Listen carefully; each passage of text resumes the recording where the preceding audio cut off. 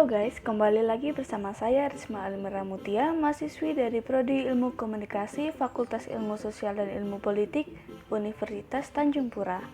Nah, pada sesi kali ini saya akan memberikan penjelasan mengenai dunia jurnalistik. Nah, untuk yang pertama mengenai sejarah jurnalistik. Awal mula yang muncul jurnalistik dapat diketahui dari berbagai literatur tentang sejarah jurnalistik senantiasa menunjuk pada Acca Diurna. Pada zaman Romawi kuno, masa pemerintahan Kaisar Julius Caesar 100-44 sebelum Masehi. Acca Diurna yakni papan pengumuman sejenis majalah dinding atau papan informasi sekarang. Diyakini sebagai produk jurnalistik pertama. Pers, media massa, dan surat kabar harian lainnya pertama di dunia. Nah, Julius Caesar ini pun disebut sebagai bapak pers di dunia. Sebenarnya, Caesar hanya meneruskan dan mengembangkan tradisi yang muncul pada permulaan berdirinya Kerajaan Romawi. Pada saat itu, atas perintah Raja Iman Agung, segala kejadian penting dicatat pada analis, yakni papan tulis yang digantungkan di serambi rumah. Catatan pada papan tulis itu merupakan pemberitahuan bagi setiap orang yang lewat dan memerlukannya. Saat berkuasa, Julius Caesar memerintahkan agar hasil sidang dan kegiatan para anggota Senat setiap hari diumumkan pada Acca Diurna. Demikian pula, berita tentang kejadian sehari-hari, peraturan penting, dan serta yang perlu disampaikan dapat diketahui oleh rakyatnya. Nah, yang kedua, mengapa jurnalistik masuk ke dalam komunikasi massa? Dalam hal ini, terdapat beberapa faktor yang mendukung bahwa jurnalistik masuk ke dalam komunikasi massa, yaitu yang pertama, penyampaian informasi. Jurnalistik sangat berperan penting dalam menyampaikan informasi pada khalayak ramai. Komunikasi massa akan membutuhkan jurnalistik untuk menyampaikan informasi. Dalam hal ini, media komunikasi yang digunakan adalah koran, majalah, televisi, radio, dan media sosial. Yang kedua, memberikan hiburan. Dalam komunikasi massa, jurnalistik juga berperan penting dalam memberikan hiburan saat penyampaian informasi. Penyampaian informasi yang menonton pastinya akan membuat penerima pesan menjadi cepat bosan, bahkan tidak menganggap isi pesan tersebut. Yang ketiga, pemberi pengaruh. Berikutnya, hubungan jurnalistik dengan komunikasi massa, yaitu jurnalistik juga mempunyai kekuatan untuk memberikan pengaruh pada massa di sebuah komunikasi massa. Pengaruh tersebut dapat berupa pengaruh yang baik dan pengaruh buruk. Misalnya saja pada komunikasi tentang pemilu, jurnalistik bisa memberikan pengaruh agar masyarakat ikut berpartisipasi dalam pemilihan umum. Nah, yang keempat mengenai menarik perhatian. Hubungan jurnalistik dengan komunikasi massa akan membuat banyak orang lebih tarik perhatiannya untuk menerima pesan tersebut. Perhatian masyarakat biasanya akan dialihkan dari sebuah judul ataupun gambar. Kekuatan jurnalistik dapat menarik perhatian memang tidak dapat dipungkiri lagi. Bahkan, sebuah informasi yang sepele sekalipun akan menarik perhatian banyak orang ketika jurnalistik mengubah cara penyampaian informasi tersebut hingga ribuan bahkan jutaan orang melihatnya. Yang terakhir adalah membangun opini. Jurnalistik juga dapat membangun opini masyarakat yang menjadi penerima pesan untuk memberikan feedback kepada mereka yang melaksanakan komunikasi massa. Opini yang digiring oleh jurnalistik biasanya berupa opini positif ataupun negatif. Opini ini dihasilkan pun dapat mempengaruhi jalan hidup seseorang. Yang ketiga, mengenai Undang-Undang Pers Pasal 3 UU 40 dan jelaskan peran pers.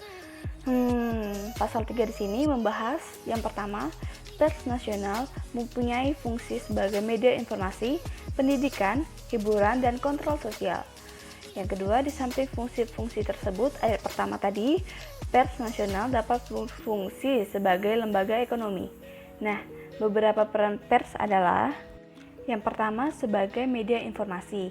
Dalam konteks ini, pers hadir sebagai pembawa dan penyampaian informasi kepada masyarakat, sehingga keterbutuhan masyarakat akan informasi dapat dipenuhi.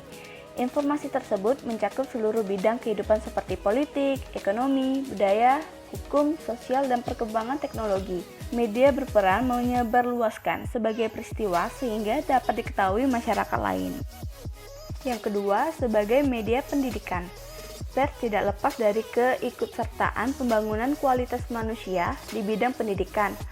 Dalam hal ini, pers turut mencerdaskan bangsa dengan menyebarkan informasi-informasi yang berkualitas dan mendidik, menyampaikan informasi, teknologi, dan pengetahuan baru, merangsang kreativitas anak-anak bangsa, bahkan memberikan ruang bagi pemikiran-pemikiran baru. Yang ketiga, sebagai media hiburan. Program-program entertainment yang digemari ibu-ibu dan remaja putri di televisi itu merupakan terapan fungsi pers sebagai media informasi. Tidak hanya di televisi, tapi di majalah, surat kabar, media-media online, konten-konten menghibur semacam itu bahkan menjadi salah satu berita favorit di kalangan tertentu. Hanya saja, fungsi ini kerap dieksploitasi dengan kebebasan yang kurang bertanggung jawab, sehingga melanggar nilai-nilai agama, moralitas, hak asasi, dan kode etik dan undang-undang pers itu sendiri. Yang keempat, sebagai media kontrol sosial. Dalam konteks ini, pers berfungsi mengontrol situasi sosial, misalnya memberikan peristiwa pelanggaran hukum, penyelewengan kekuasaan oleh pejabat pemerintah, penyalahgunaan anggaran publik, dan peristiwa lain yang tidak baik. Dengan demikian, penciptaan kesadaran di tengah-tengah masyarakat untuk menghindari hal-hal yang patut dirugikan. Yang kelima, pers sebagai lembaga ekonomi. Pers harus bisa menghidupi dirinya sendiri, memberikan kesejahteraan kepada wartawan ataupun karyawannya, bahkan menciptakan lapangan pekerjaan. Saat ini, pers bahkan sudah menjadi industri, sehingga berita kerap dijadikan komoditas yang semata-mata menarik segmen pasar itu. Faktanya memang demikian. Pers senantiasa berusaha menyajikan berita yang digemari pembaca. Ini juga jadi ironi sebab ada pendapat pers idealis cenderung mati, pers bisnis langgeng bersama pelanggan-pelanggannya. Nah, kemudian yang terakhir mengenai 4 teori pers dan negara-negara penganutnya. Yang pertama, ada teori pers otoriter. Menurut teori ini, pers mempunyai tugas untuk mendukung dan membantu politik pemerintah yang berkuasa untuk mengabdi kepada negara. Teori ini berawal dari Inggris, Prancis, dan Spanyol.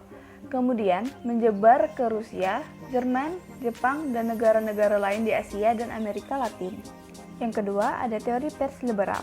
Teori macam ini memiliki tujuan untuk melakukan pengawasan terhadap kinerja yang dilakukan oleh pemerintah.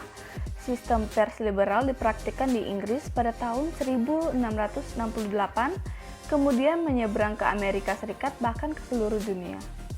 Yang ketiga adalah teori Soviet Communism.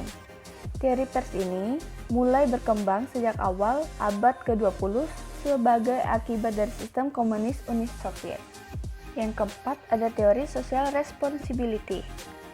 Teori pers yang keempat ini adalah teori pers tanggung jawab sosial. Pada teori pers ini adalah forum yang dijadikan sebagai tempat untuk memusyawarahkan berbagai masalah dalam rangka tanggung jawab terhadap masyarakat ataupun banyak orang, dalam arti sosial. Nah, sekian penjelasan yang telah saya berikan mengenai jurnalistik. Untuk kurang dan lebihnya, saya mohon maaf dan terima kasih.